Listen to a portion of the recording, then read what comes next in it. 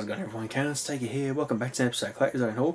Got a few comics today, and I've got some collectibles, so yeah, let's get to it. I was actually going to do a Kane's vlog on this, but I might put it here actually, because it's just suitable for this particular series. I saw the new Batman movie today, and I went into that theatre with my expectations not high. I just thought, yeah, alright, I'll go see it, because Luke, he really wanted to see it. He's a big Batman fan, and I thought, yeah, I'll come and see it and see how it is, and I left the movie quite impressed. I was really, after that, after it ended and I left the theatre, and I thought, that was actually not a bad movie. And it didn't feel like, it was like, what, almost 3 hours or something like that? I can't remember the actual time, but it didn't feel like it was dragging on. I mean, when it ended, I was like, oh wow, okay, it's over. It was really good. So, yeah, had a good time with it. I will say, it's the redundant argument. I wish it was a little bit brighter. That's just my little nitpick, unfortunately. Just some scenes I thought I really wish I could have seen a bit better, but it worked really well when he was walking into the frame. I mean, I was saying, Luke, it's very cowboyish the way Robert Pattinson's Batman is, because something's going on and then you just hear the stomp, stomp, and you hear like rattles of chains and stuff. And it's like a cowboy walking into the frame, and it's like, oh, here he is, you're in trouble.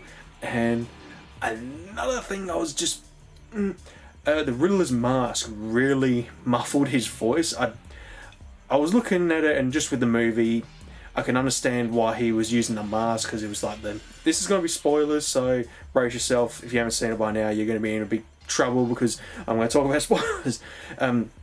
So he had a covering over his mouth.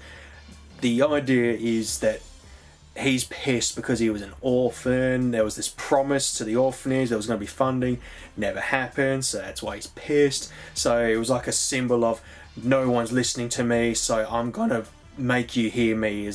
That's what they were kind of going with. Well, that's what I thought anyway. So yeah, that was a bit hard to try and listen to what he was saying, but yeah, apart from that, I was happy with the rest. The scene with the Batmobile where he was revving it up, I thought that was really cool. And what I really enjoyed, it felt like it was like I was watching the first Batman, like Michael Keaton's Batman. It felt like it was filmed in that, how do I put it, that dark gothic atmosphere. Not gonna get into jabs here, but the Dark Knight trilogy, I watched them, I enjoyed them for what they were, but I'm not a big fan of those movies. It just, something about it just didn't really feel Batman to me anyway. And yeah, just watching this movie, I was like, wow, this actually feels like it was, filmed in what year did Batman come out? 89 or something like that?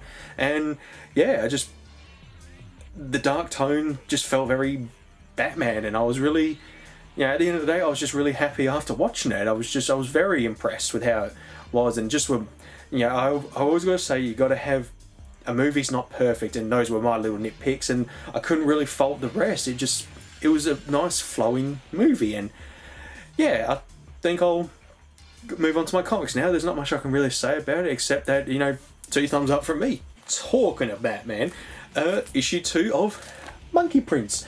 Yeah, I really enjoyed the first issue. I love the Journey to the West,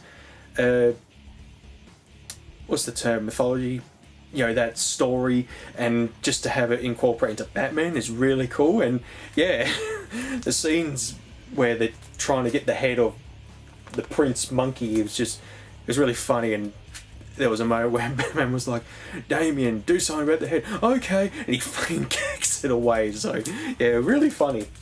Okay, issue 1, sorry if I get this wrong, Primos. Yeah, I picked this one up. Yeah, it was quite enjoyable. It was, how do I put it? It's this, so this character here, we're following him, and it's like he was the chosen one, his ancestors picked him, and now he's got these powers and abilities, and yeah, it was explaining how he got them, and yeah, all I can really say, unfortunately. Alright everyone, we've seen this advertised quite a bit, and finally arrived. Issue 1 of Draculina, and unfortunately, didn't do anything for me. Was a little bit bummed out, in all honesty. We were following these other characters more than Draculina. You know, it just seems like she was pushed away, but yeah, I don't know. I might, if issue 2 comes out on my, you know, on my tablet and it's, you know, it's cheap, I'll read it, but yeah, it didn't really catch me, unfortunately. And the thing is, I'm aware of who Draculina is. She appeared in Vampirella Red Sonja Meet Betty and Veronica, and I really loved her in that, you know, that series, but yeah, that one, it just wasn't doing it for me. Oh, this one was a definite miss. Issue 1 of The Killer Affairs of the State. So I picked this up thinking, oh, it's going to be very Punisher, Hitman-like. No one died. You know, the comic's called The Killer, and no one died. And I think like the beginning panel, there was like someone screaming out for help or something.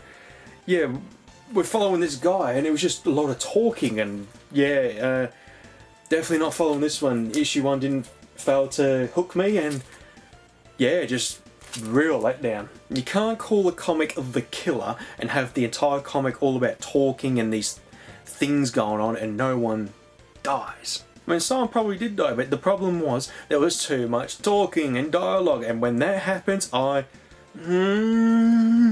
just breeze through it. You know, if you don't hook me, not reading. And you're going to see exactly why my mindset for comics is so basic and simple-minded, because I picked this up and I enjoyed it to every last page.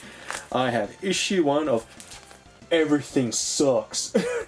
I really enjoyed this, so you can see my idea of a good comic, and with things like that, yeah, the comic The Killer, you know, people love the atmosphere of the dialogue and stuff like that, but to me, I want basic, and this was as basic as it gets.